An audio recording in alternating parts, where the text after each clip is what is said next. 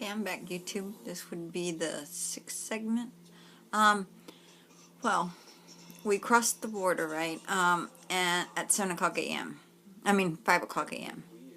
So I told my daughter, you know what? They live in Riverside County. So she was going to have to, come to Orange County and then head back to Riverside County. So I told her, you know what?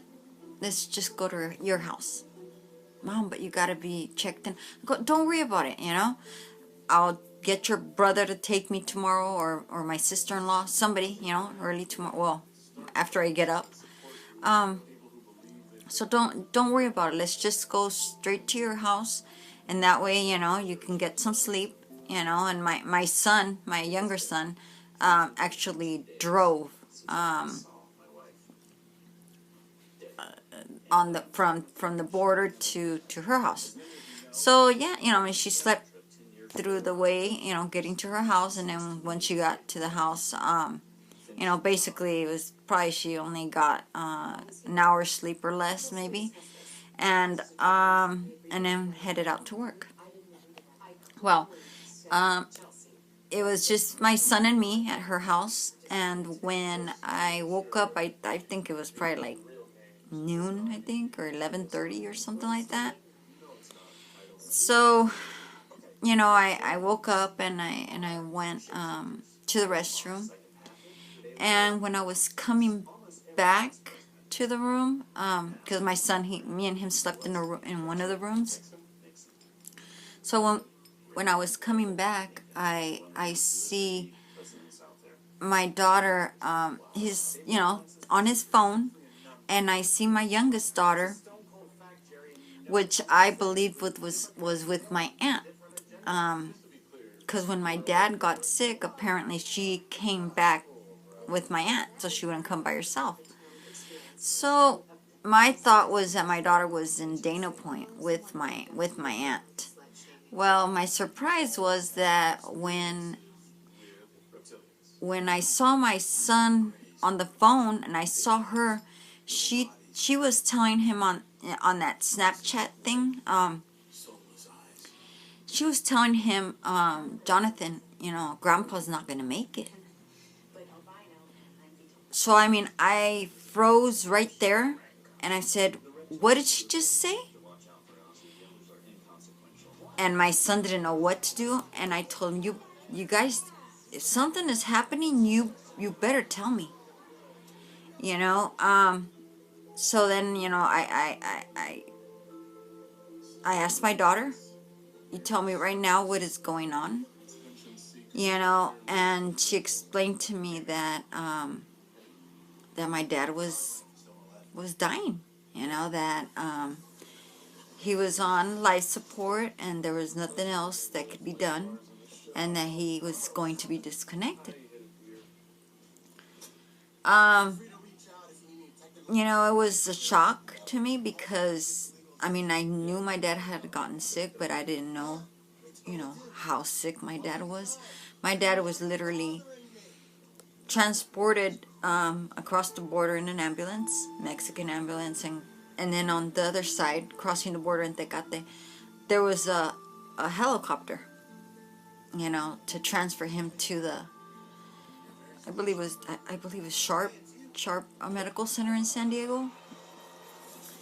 So, and the reason they did it through the helicopter was because the road to get to Tecate through the 94 is a hill, cliff type, and there's a lot of curves, and it's, it's a hard road, and plus my dad's condition, I guess, required him to be airlifted. So I immediately spoke with my aunt and I asked her what was going on, and her and my brother, everybody was afraid, to tell me, because they knew, and I guess because of the doctors telling them, that I wasn't in a real good condition, and that, that something like that can really, affect me. So, I told him, you know what, you got to tell me everything, and And they're like, well, you have to go to the hospital. I go, no. You guys are not going to unplug my dad, and I'm not going to be there, So I, another aunt, another sister of my dad was going to be on her way. So I asked her, please stop by and pick me up. I am not going to check myself into a hospital and not be there with my dad. So, I mean, I prayed, I prayed that I was going to be okay, and, I asked God to help me and, and to keep me okay. And, so sure enough, I made it to San Diego back again, and I was able to, say goodbye to my dad. I was there with him, and it was a very hard moment, like, with, I imagine a lot of people, to go through a relative's, death is a hard experience, but I'm grateful, that things happened the way they happened, or else, I wouldn't have gotten to say goodbye to my dad. My dad was already, he was unconscious, he was on life support, but he was alive, his heart was still beating, when I was there. Um, so I'm thankful, and I believe God did things, but I respect, whoever doesn't believe, in God and doesn't believe, I respect your way of thinking, but I do believe in God, and I believe that He does things in our life that are meant to be. And the flat tire, the border crossing being so bad, the fact of me not wanting to go to the UCI Medical Center, the fact of me wanting to get out of the hospital in Mexico, all that combined, helped me to spend the last moments with my dad. So, you know, it was hard, and everybody in my family was all scared, but I asked them, they can't do that to me no more. No matter what happens, you know they have to tell me. They can't hide stuff like that from me. It don't matter how sick I am. But you know I stayed that night. I came back to Orange County. I did not want to be put into the hospital yet. Everybody was really concerned.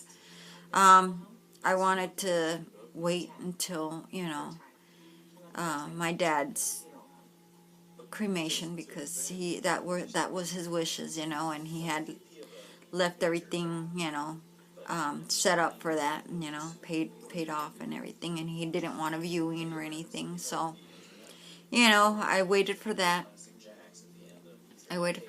And then, 2 days after, I basically I went to put myself into a hospital. But by then, I think I was so sick. I didn't feel it so sick, but I saw my legs.